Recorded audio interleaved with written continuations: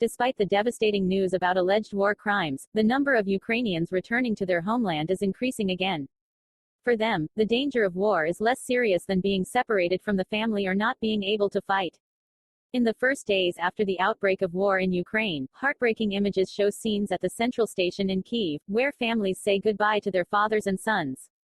Young couples kiss with tears in their eyes, mothers hug their sons, fathers hug their children again.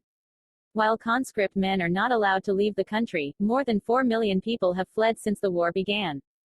In the last few days, however, a new picture has emerged. More and more people want to return to their homeland.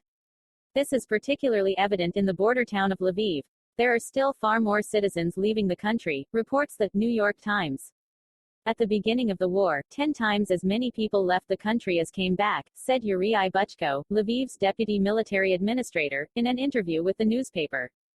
But something seems to have changed in the last few days. The statistics have changed a lot lately, said Buchko. On some days, half of the people crossing the border are on their way back to Ukraine, most of them women and children. Because, as the pictures from Kyiv at the main train station show, thousands, if not millions, of families have been torn apart since February 24. The last-minute decision to leave male family members behind when war broke out was the only solution for many women and children. It was also a forced short-term decision, a decision many now appear to be reconsidering.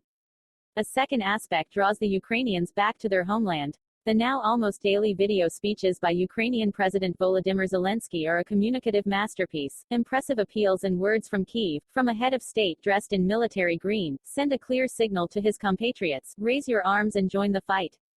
People who have fled now face a choice of conscience. In principle, the president is saying with this nationalist narrative, anyone who does not heed this nationalist call is a traitor, a coward who shirks his duty, explains Schur.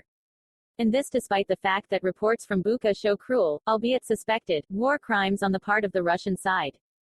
But it's not like that everywhere. In Kyiv, life is partially returning to normal. In Lviv, too, everyday life goes on despite the war. People have now understood what the war is like and that despite the war you can stay and live in Ukraine. In Lviv, Buchko told the New York Times.